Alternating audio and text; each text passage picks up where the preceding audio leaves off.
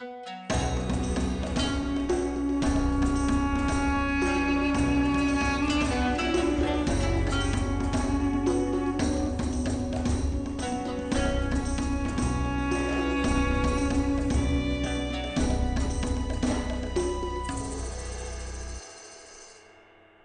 ad break time. I'm pleased to announce that the Beyond Solitaire podcast remains proudly sponsored by Central Michigan University's Center for Learning Through Games and Simulations. This week I have a very special announcement, which is that I will once again be teaching a class for their certificate in applied game design. Come take Using Games to Teach What You Can Convey Through Play with yours truly. The class runs from January 22nd to February 29th, and I would love to see you there.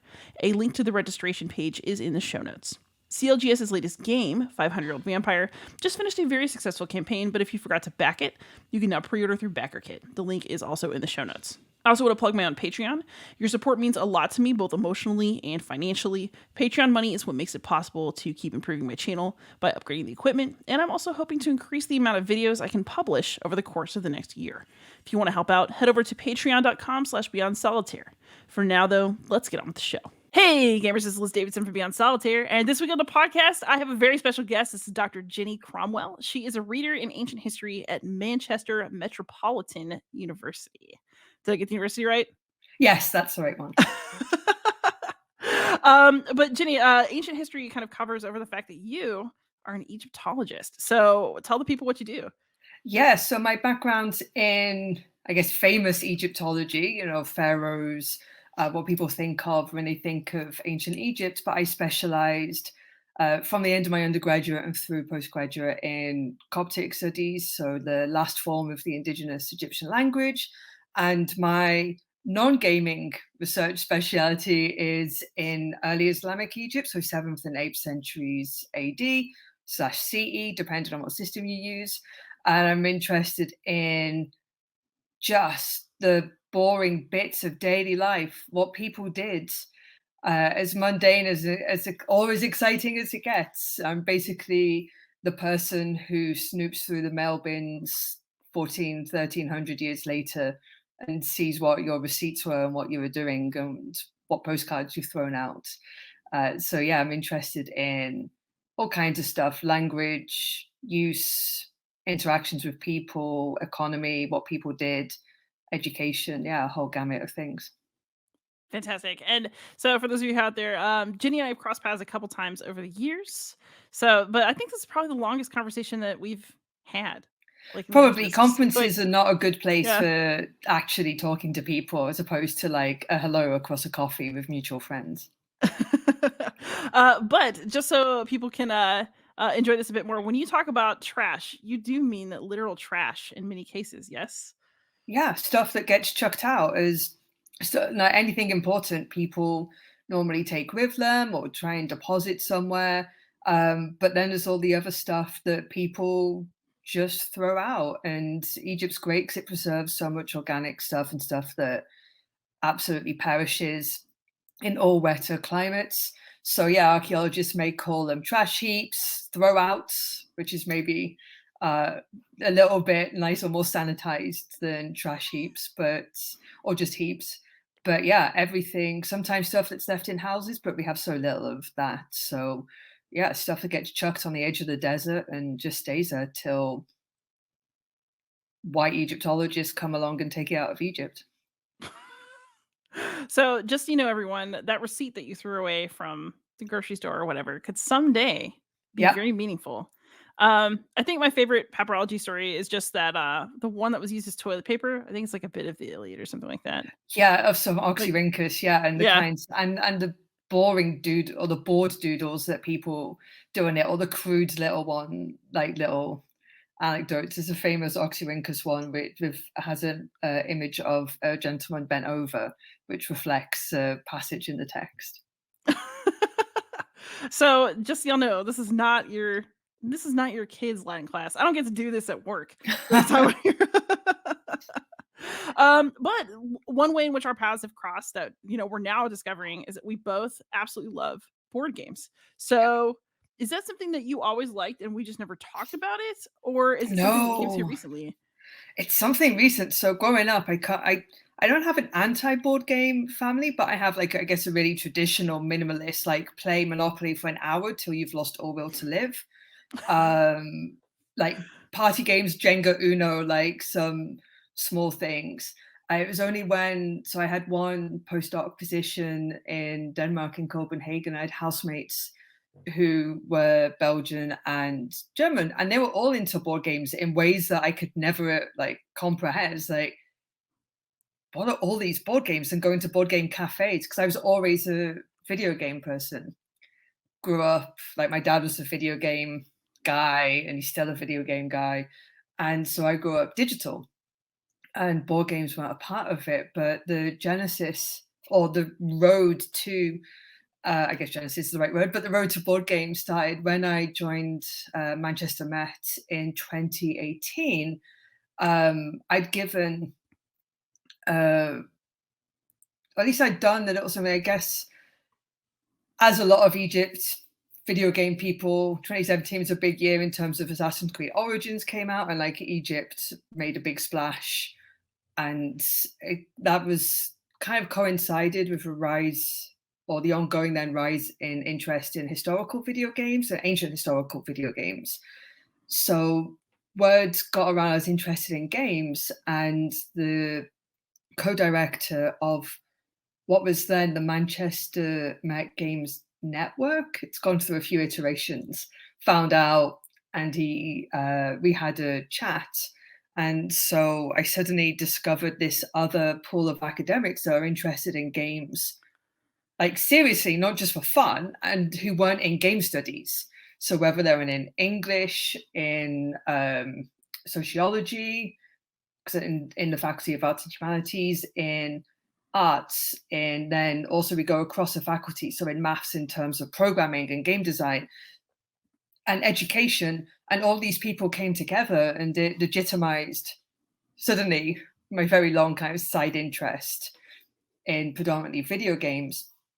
But the then two directors, and now the current directors, Paul Wake and Chloe Germain, are board game people. They are analog.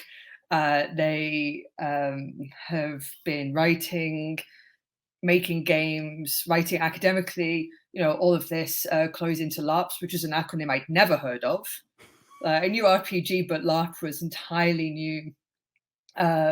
Paul is, he also runs a unit where English students write narratives, I think, for board games, or at least work with designers. And suddenly this whole massive world of board games opened up. So it took me down routes and tangents that I never thought I would go down. And they, in maybe late 2019, they started chats with Asmodee, the French games publisher distributor, and they got funding to do a project on eco board games and talking about climate change and climate crisis and working with secondary school.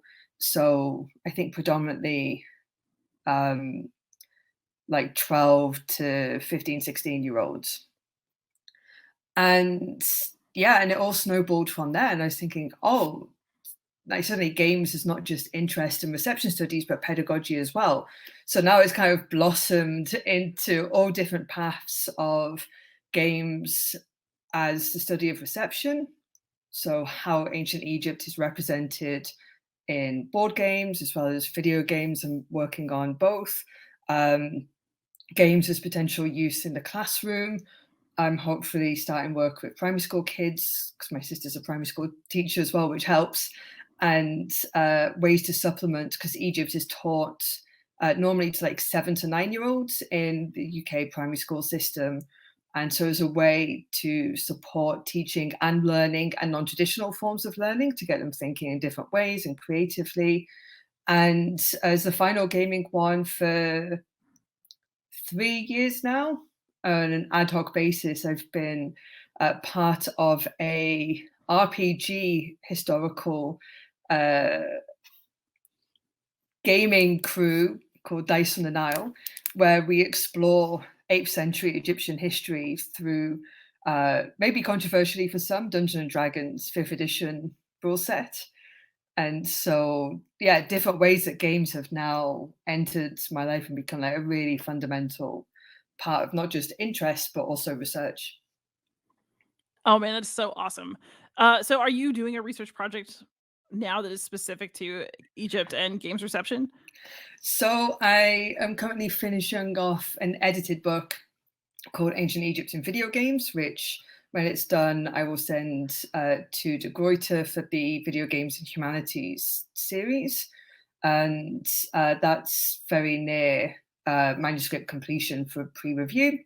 And that's been cool, especially because like the kind of interests in video games that I have compared to others are a really broad range and learning so much. I actually just bought Death Stranding because one of the papers is on Death Stranding, and I never thought one I'd ever play a Hideo Kojima game, but also I had no clue that like an Egyptian concept was integral to the story, and so all kinds of games. So that's working its way to fruition. And this year, I've given a number of papers on reception in board games, and that's the next bigger project I want to do. Originally, it was going to be reception, public history, and education, but education is not my wheelhouse, right? And it requires something much more serious and through people who work in the education sector to do properly. It's certainly not me to be leading, but as part of a team. But yeah, board games is reception and public history. And so I've been, yeah, playing with ideas. I gave a couple of papers at conferences this year and just figuring out like the angles and where to go and how much is out there. And ideally, I want to see and touch, if not play, every game that I talk about as well. So it's a much longer process than maybe some people would think. Oh yeah, that's awesome. And Egypt does show up in a surprising number of games. Like actually, I did not expect to see Egypt in the Forgotten City, which I just finished on my Oh, little do I have Steam to add account. something else to my list now? You do, but I Jesus. got all 4 endings in like 8 hours, so you'll be okay. Um, Cool. but 8 hours. you That's good basically to know. you fall into the ground and you are in another time, like you're in a Roman city. Yeah. But there are relationships with Greeks and with Egyptians that get explored a bit in the game. Yeah. Not This is what entirely I to my love. satisfaction. Also, accidental discovery of Egypt in games, like games which aren't billed as historical in any way, but Egypt appears not even named as Egypt, right? But it becomes a trope. If you have a desert level, you have pyramids, you have cat statues, you have very orientalizing, easternized figures like bad guys in turbans or anything. You have monsters which are maybe sphinxes or scarabs. So there's a game, a little independent game that came out, I think sometime last year. I think is a 22 game called Soldiers, written Soul, Jers. And the desert level is Egypt. There's a pyramid. Anubis is like the bad guy of the ultimate bad guy of that level. Um, as you get there, there's just all these giant cat statues that you pass, and it's like this is just quintessentially Egypt. It's not called that in the game. The game world is absolutely fictitious, but it's Egypt by any other name, and how that shared ideal, this public conception of what Egypt is, and it's a world building. There was this great quote, I forget who said it, it's in a volume called Historia Ludens, and there's one line about why World War II games are so popular. It becomes like Marvel or DC, but without copyright, because everyone knows that world or has an idea of it. And so I like really just finding all these surprising, non non-advertised as such, little Egyptian worlds in games. That's really funny because I think a lot of the same things about Rome, but I feel like with Egypt, you know, uh, I feel like the answer to this is obvious, but I want to ask it anyway. What are the tropes that you typically see? And I guess what does that mean for what we're Yeah. remembering about Egypt? And how do we Ye- push it? Yeah, it's exactly these questions that I'm interested in. The big ones are sand, pyramids. animal-headed gods, cats, often or invariably cats. And there are a few other things like the Sphinx, but then the Sphinx also gets conflated with the Sphinx of Greek mythology and the riddles um and so, but yeah, as soon as you've got sand, you've got pyramids, it becomes gold. Like the color scheme becomes very Egyptian-esque. One thing that is always associated is camels, which is not historically accurate. Like I hate the word historical accuracy as well. Like, I think like moved on, there's way more interesting things to talk about than accuracy. But camels are so closely associated with Egypt, but they're not indigenous to Egypt. It's a later import. I did not And actually know that. yeah, so you get them in like really early periods, seeming evidence, but they become very difficult to differentiate from sheep in a lot of sculpture that we have. And if you just have a head, it's hard to say if it's a camel or a sheep. There's some evidence for Ramesses II, there is no Ramesses the Great, but probably Ptolemy II introduced them in large numbers.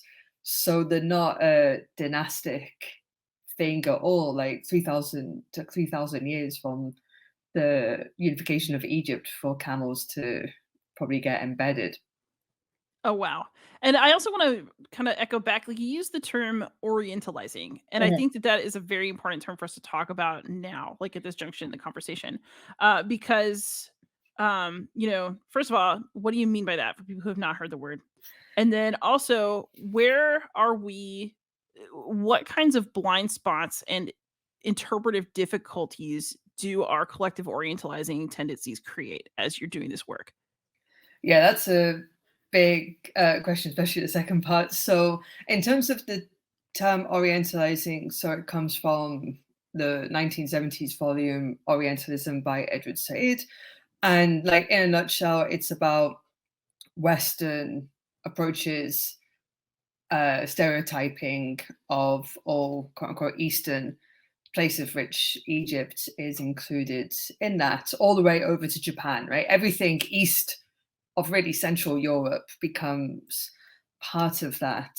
And part of it is, yeah, like negative stereotypes broadly. And so in Egypt and Egyptian games, it can be down to the like Eastern as other and as bad guys, as tropes, as lazy tropes, as being inferior to the West, as just picking up all of these elements. And so it becomes really, like, for example, mummies is one good example, the othering of the deceased remains of foreign people, treating them as objects, objects for display, objects for not necessarily ridicule, but of dehumanizing dehumanizing groups because they are other to us and therefore can be treated in ways that we would not treat us, our own people. And I don't know if scare quotes, I should actually probably say scare quotes rather than do that on a podcast. Now, actually, you know what? I had never really fully thought of that. That is a really interesting point. I need to like chew on that for a while.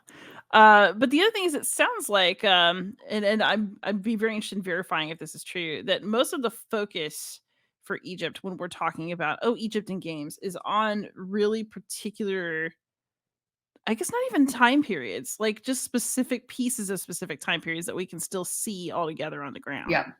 Yeah, so the landscape of Egypt that survives today is largely a New Kingdom one. So, just very briefly, Egypt is divided by modern historians of Egypt into three main kingdoms: the Old Kingdom, which is the time of the pyramids, the Middle Kingdom, which is probably the least known to lots of non specialists, and the New Kingdom, which is the time of Tutankhamun, Ramesses the Great.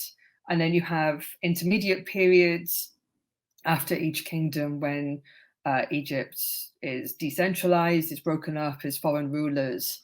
And so kingdoms, are held. This is another example idea of Orientalism as well. Like kingdoms are strong, ruled by a single monarch, and that is the correct way to rule, right? 19th century is when Egyptology developed, and this is a time of the growth of European empires around the world, often under, if not invariably, under a single monarch.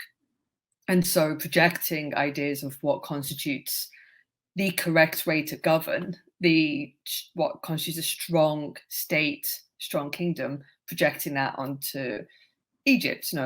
And so the landscape that we see is predominantly a New Kingdom one, because they built over on top of what came before.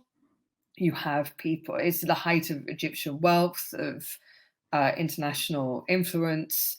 And so we see a particular idea of Egypt, and whether it's Tutankhamun as an idea, the boy king and how famous that is, and his tomb as well, like that color scheme, his mask, the image of Tutankhamun appears so often in like my own contribution to my book to the edited volume Ancient Egypt and Video Games is on fighting games, and focusing on a 2D fighting game called Schoolgirls, which has a character, Eliza, that draws heavily on Egypt in every aspect of it.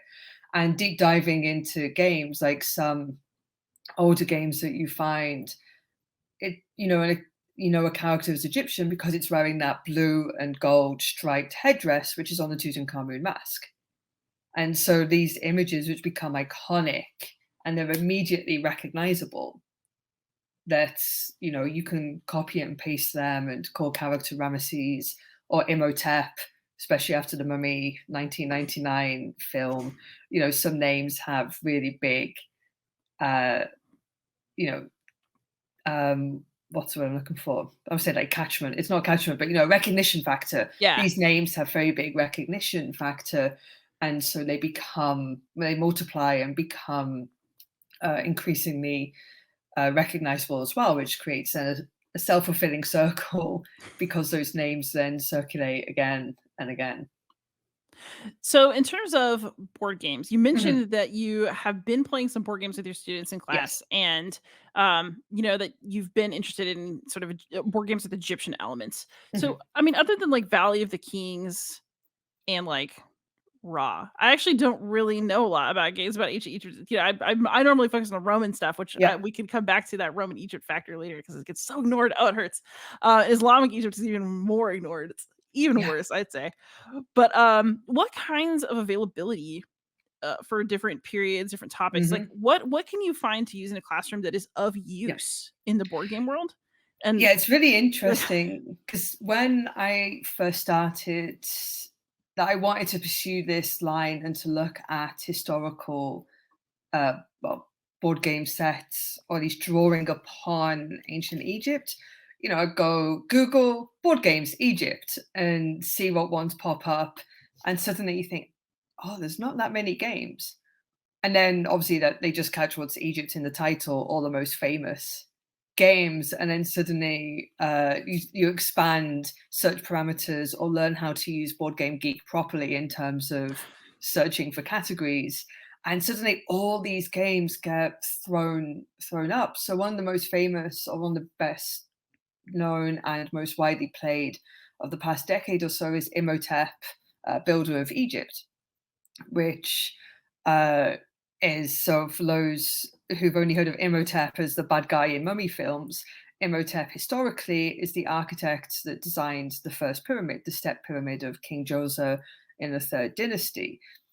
And he was later deified as a god of knowledge and science. And so he's not at all, the scary mummy guy. But Imhotep is a competition to build the pyramids, and that's pretty well known. And there are a couple of really big ones now that are in most board game shops that you go into. One is Ankh Gods of Egypt, which was a Kickstarter from a few years ago, and it is immense. Like literally the box is huge, and packing all the elements away afterwards is a nightmare. But there's also 3 expansion packs, that's not even including like the Kickstarter exclusives, which go for hundreds of dollars on eBay. And that one is, kind of the Catan hexagonal playing board, and you play a god, and the idea is that humans aren't worshipping the god so much, so you're competing for faith, for support of the gods. So you're basically, it's territory control game as a god. And Come On Games that developed it are a miniature company, and it is beautiful. The figures themselves are absolutely lush, but it's super expensive as a result. I have to be said, I have to give a shout out to my research center, one of my research centers, Man Met History Research Center, that's actually funded the purchasing of games for research as well. I'm very fortunate to have support from the research environment at university, because when you're looking at £80 for the base game, so what, $90 or thereabouts, plus the expansion pack, once you've bought a couple of board games, that's the cost of a console. They're so expensive and take up so much space. But I played and Gods of Egypt with my students. I found YouTube videos explaining the rules, because it's a big rule set, and one of them paid proper attention. So we managed to get into it pretty well. And my two of, there's so many, it depends on what you want. Like there's that competition for territory. There's resource management, a lot of marketplace games. There are building, which again is taking on resource management largely. So that, I guess, Euro versus American style games. And there's almost something for everyone. I stumbled upon, in our big bookshop chain in the UK, Waterstones, a little tile and card game called Cleopatra, I think it is. And I was like, okay, cool. Like, yes, I need to buy this now. Lots of gods really feature heavily. I think, again, going back to like really like the heavy iconicity factor of it. Gods, Egypt, animal-headed gods. They have such an immediate recognition factor, as well as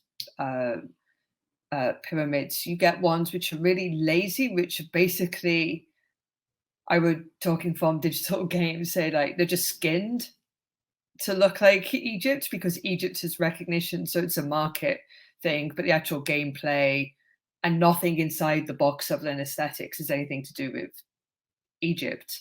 So it gets used as something maybe to stand out from similar logic games or something else like that. You put Egypt on it, and well, it did it for me, right? It's the only reason I've bought it, maybe for different reasons to lots of people. But what I'm interested in terms of games, so I've played a number of games with my second year undergraduates who took my Egyptian unit. I asked if anyone was interested in games for extracurricular points for a system we have at Man Met, and that I was interested in particularly in what games would be good in a classroom environment. So if people were interested in games, or in maybe going to teaching after their undergraduate degree, to come. And so I've had 5 students, not always at the same time, play games. So we played Cleopatra and Society of Architects, which I think is a beautiful game. And what I like about it, and thinking about teaching, is how tactile games are. Nice ones that have got pieces, yeah, makes them expensive, but this one has sphinxes, obelisks, parts of the palace that you build for her, and just that ability to stop, look at the piece, and maybe how that sparks either conversation or something else. And unlike video games, and often, they're quite fast and they go on, and you don't have that chance to really, who stops while they're playing a video game to discuss parts of it? It's much harder. But 4 of you around a table, let alone more kids, to actually just stop and be like, oh, like, what is this? Like, do you know, like, what's the information you have about it? Do you recognize this god? What did he do? And oh, what do you think is on this tile, this card? and to start having that dialogue and like explore their knowledge, gaps in knowledge, like how that can be filled, what they're interested in, what really piques their interest, what grabs their attention. And so I think Cleopatra and Society of Architects is great for that. And Gods of Egypt does something similar, although they also have little camels to do caravans to break off territory. Of course. And the games that didn't go down as well, there's a little market auction type game called Angkor. And the students were like, it's a bit like playing like mini Catan or something, but really quick. And I think because it's not tangible, and Egypt isn't obvious other than the box. Yeah. And so there's such this broad range, and seeing kind of what their responses to it as people relatively new to Egypt are. And yeah, I think there's just such a great way to start dialogue. And I think especially in primary schools where teachers don't get given any information really about special subjects and are out there to field for themselves, when you're teaching 7, 8-year-olds, how can games be used as a creative method to encourage learning in different ways as well? And I'm going to sit down, hopefully, actually put this through classrooms, but not just play games, but then hack games as well. Board games are so much easier to hack than any other medium you're going to use, and modify it, make it easier for 7, 8-year-olds. Most of these big games are for like 10 plus, 14 plus. They're really complex. How can you make games simpler? How do they encourage not just thinking like strategizing, but communication skills, team play skills? How can you maybe play the game and then get them to write a story afterwards? Like, what was this game?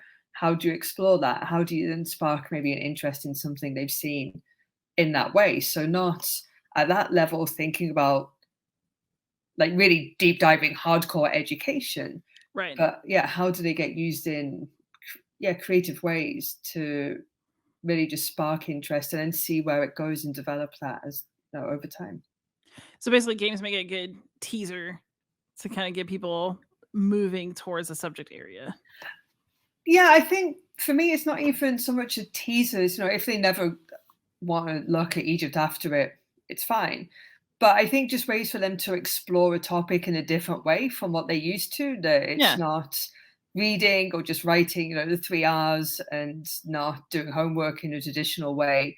But especially for students that learn in non-traditional ways, whether they have learning support needs or, just, maybe bored of a topic, how do you just engage them in different ways? Which, if they are like, that was fun, but can we do it for a topic I'm really interested in? Cool. And how can it support teachers to actually have a way that they can set up and a topic, and I can give them information as well, but like how they can use that to support their own teaching when they're not specialists in the area. How Right. can they use that as I said prop, it's not a prop, but as a tool and something in the classroom, especially, the 8-year-olds, when I go in and talk to them, are fantastic, like so enthusiastic. But I only have to do that for a day, and they do it every day. And I go home after a day and I'm exhausted. And, people who do that every day, day in, day out for 10 months of the year or whatever it is in total, hats off. And Yeah. how can we support that in ways which, bring in a bit of variety? And, they're 8, they should be having fun. Yeah. I teach 14 to 18-year-olds, and I still think that 8-year-olds are scary. They're so little. They have But so they're much not energy. cynical.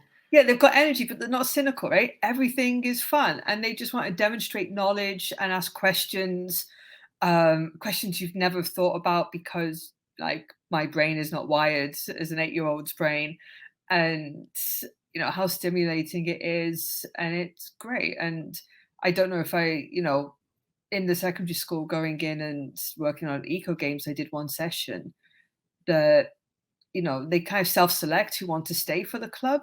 But even then, like, it's not kind of consistently the level of energy as you get in 8-year-olds, which, yeah, it's exhausting, but it's really interesting. And for me, like, seeing things in a different way, seeing my own subjects that I've done for a long time in a different way as well. And I think games can support that in ways that people still don't take games seriously in lots of different respects. Yes. Although I very much think we should, obviously, but I really Yeah. do.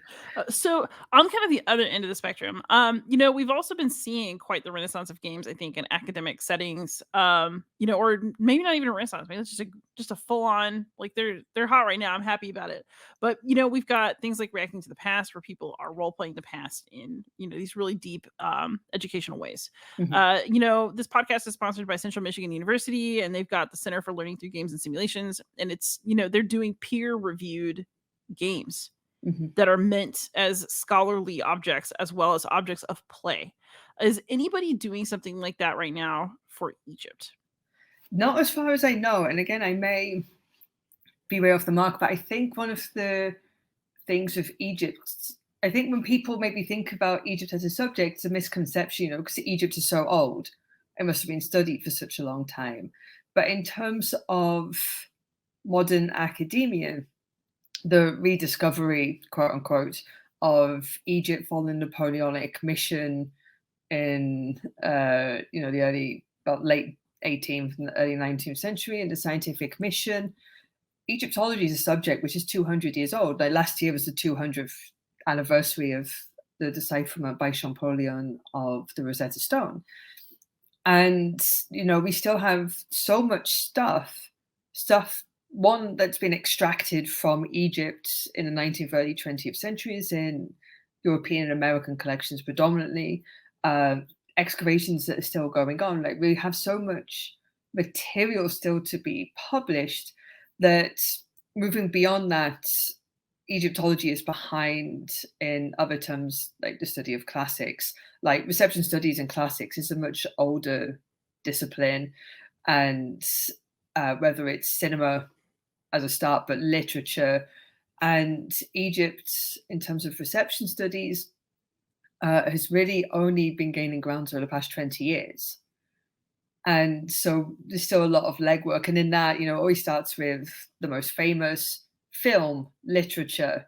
Um, Video games has, the past decade, been not starting, like Dunstan Lowe's been publishing, for a decade or more, but it's been really been gaining ground since, I guess, around 2016 and Chapman's book, and then a number of other volumes, edited volumes, that have come out in the past 4 years, really. And in that, Egypt, because of Assassin's Creed Origins, has been on the fringe. But people are just starting to do more on that. But we don't really have, like, tradition is not as strong yet in Yeah. Egyptology. So once, popular ones and everything else starts coming, and board games is the black hole, I think, because of access. They're a lot less accessible. The online resources are not as strong.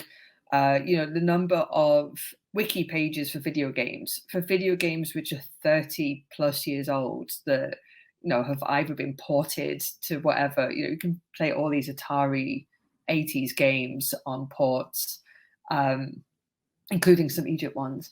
But yeah, board games are much harder. Plus, inherently, they need people to play with. You can play board games by yourself, and some board games are designed for 1+ players. And I've tried the 1-player ones, and it's just, it's like, okay, cool, I've lost. How dare you? This is So the Beyond Solitaire podcast, Jenny.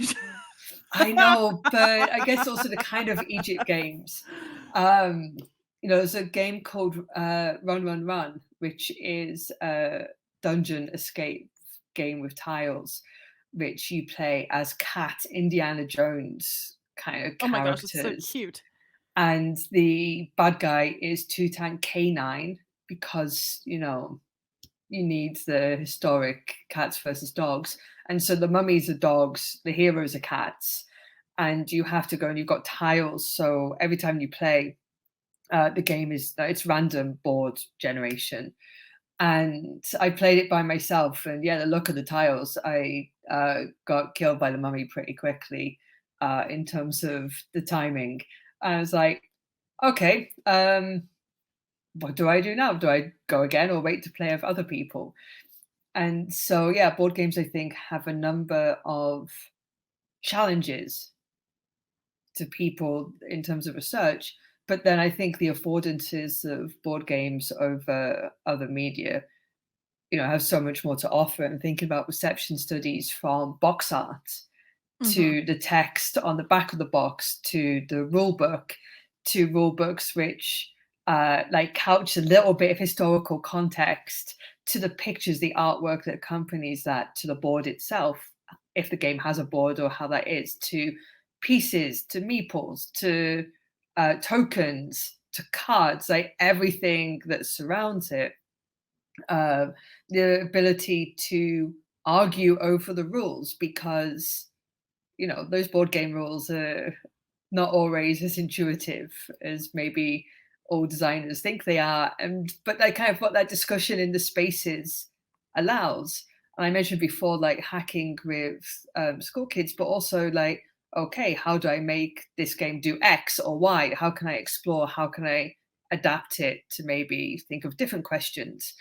And I think there's so many affordances, but those take time. I can sit down and churn out for hours at night, a pretty big action adventure game, take screenshots on my PlayStation because I'm a console, not a PC gamer.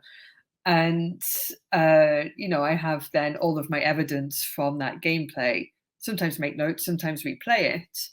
But I don't need to set up or do anything. I just need to switch on a machine, and, no one's going to tell me to go to bed, so I can, sit there and play the video game for as long as I want. But board games require, I think, more space, more patience, and I think more dedication in many ways to actually extract the information from them that you want. That is really. I'm taking this under advisement just as somebody who started to design historical board games. This is super interesting, but we have limited time, so I do want to ask. So you mentioned Assassin's Creed Origins Mhm. multiple times in this interview, just as sort of a watershed moment for Yeah. bringing gaming and Egypt together. So how is Assassin's Creed Origins as a game that depicts ancient Egypt? Yeah. And then I guess that's a twin question too, what kinds of things has it brought back? And then what is still in the dark after a game like that? Yeah, I thought you were going to say, how is it as a game? And I was going to be like, well, it's not get into the game play. So I had never previously played an Assassin's Creed game. I wasn't interested in the series. My dad, as well as other friends, are big Assassin's Creed fans. But then when Origins came out, and actually how I got my copy, I was reflecting on this earlier, was a friend was working an event in Copenhagen that was involving Ubisoft, and they gave her a copy of the game. It's not in the box. It looks like it's like a dodgy copy. It's not. It's Ubisoft copy, but it must be their traveling one. So it's just in a little CD case. And they gave it to her, and she's like, "Oh yeah, like what console do you play on?" Like PS4. She's like, "Do you want Assassin's Creed?" It's like, "Sure, I'll have a crack." So I didn't even pay for it. It was given to me. So I sat down and explored, and I was like suddenly struck by obviously how beautiful the game is. Right, it's a AAA company. It looks beautiful, but I was really taken with a lot of really interesting things they do. Spatially, how they adapt the Egypt for the game mechanics. And it's why I don't think accuracy is important, right? Because you have other concerns. I like how they make old stuff ancient compared to like contemporary sites which are being used, how they imagine temple spaces to be used. Yeah, you can be there and say, no, priests wouldn't be sat on chairs because that's not what they were doing. They were just sat cross-legged on the ground. You can go and nitpick through this. But I think just spatially how they conceptualize houses, what insides of houses look like, family composition.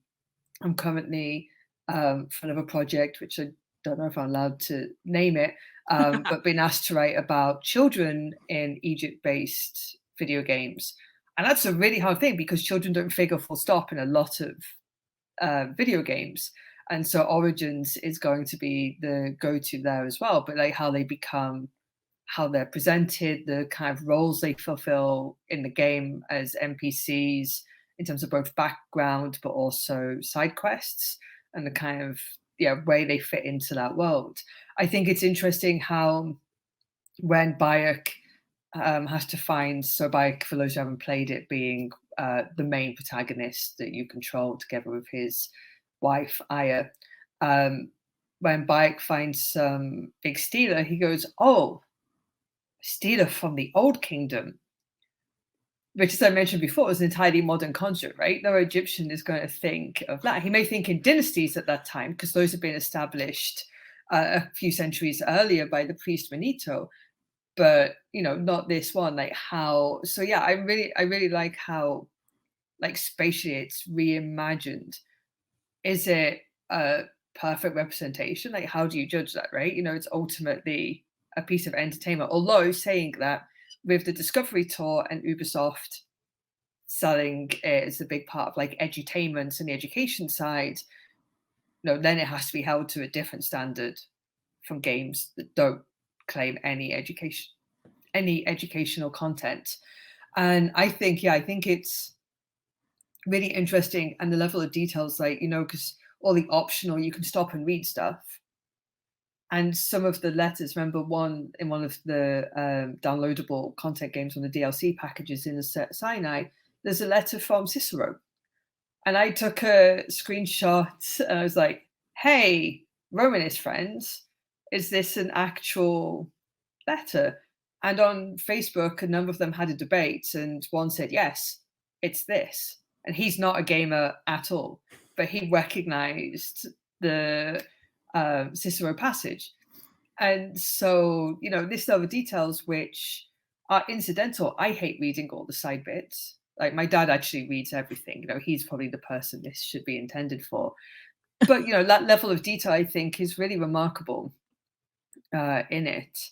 And so I think there's lots of starting off points. And I did use, I know I was running out of time, but as in a first year lecture a few years ago before the pandemic, I only had 6 weeks to introduce ancient Egypt as part of a bigger survey course. Oh, that's so tight. Yeah, it's not nice. But in the pyramid one, I used a screenshot from the Discovery Tour when they look at the step pyramid, and they have the watercolor reconstructed drawings from Gauvin, a French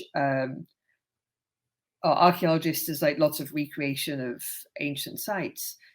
And so now on the screen, I've got the screenshot from my PlayStation with the user interface, the text that Ubisoft have added in, but then this painting watercolor in the background, because it's such a good recreation, but also to highlight kind of places where you can find this information. And the student after the lecture said, yeah, but like, come on, really, is Assassin's Creed good for anything? It's like, in Discovery Tour, they have archival material, they have Egyptian artifacts, or like they worked with the Louvre, the British Museum, the Met. Some of the images, the resolution on the game is better than on the online catalogs. And so, it's this really interesting mix and balance. And I think if you use it critically, drawing attention, but the kind of questions you can do and not be like, how accurate is this? But having students acknowledge, okay, it's going to change because it's a game. But okay, not just this isn't what is in Egypt. Okay, why is it not? What is actually there? Why is it different? Can you see kind of how you get from A to B in these changes? And so kind of discuss that process and then the creative processes that reimagine that landscape for a different setting. And I think that's, for me, the most interesting thing about games are the spaces in between and how you use those spaces for discussion, for debate, for just thinking about a subject and allowing you to see, your subject in a different way that can expand your own horizons and your own way of thinking about a subject that goes beyond traditional, conventional academic practice. You know what? We could keep going, but I'm gonna take that as a perfect sum up because that was really good. And so I'll just ask softy questions instead, but I really wanna continue this conversation over time, and I wanna see that volume. But what are you playing for fun right now that's bringing you joy? I'm in between. I'm actually talking about games which have Egypt as a not so much accidental, but not main part. There is a mobile game called Diggy's Adventure where the whole first section is based in Egypt. So I've been slightly addicted to that on my iPad to try and get all the stuff to uncover all the Egypt levels. But I've been between games, and the next game I want to play for fun, but I will have to buy a PS5, is Final Fantasy 16. Excellent. Very Egyptian. Perfect. And if people wanna follow your work, where should they find you? So I have a couple of places. So on Instagram, I have playing underscore Egypt, which is where I post predominantly about board games, but not only. And then I'm not going to use its new name, on Twitter and also Instagram and Threads, I am papyrus underscore stories, which is the other aspect of my research. And I pop up on the now name of the centre is the Manchester Game Centre website, book reviews, blogs. I've got some interviews, hopefully, but typed interviews coming up with different people who've been working on games or these pop culture in different capacities. So that's a place. Plus, all of my other awesome Manchester colleagues have been working on games in all kinds of shapes and sizes. Awesome. Awesome. And so for those of you who are out there, I can be found anywhere beyond solitaire. I'm forever online. So that's easy. But Jenny, thank you so much for coming on. This has been an awesome conversation. I feel like I learned a lot, and I hope that the listeners did too. Thank you so much, Liz, for inviting. And yeah, I hope between somewhere there's something for everybody to pick a little nugget out. Absolutely. But thank you again. And those of you who are out there, please like, subscribe, comment, ask questions, and most of all, happy gaming.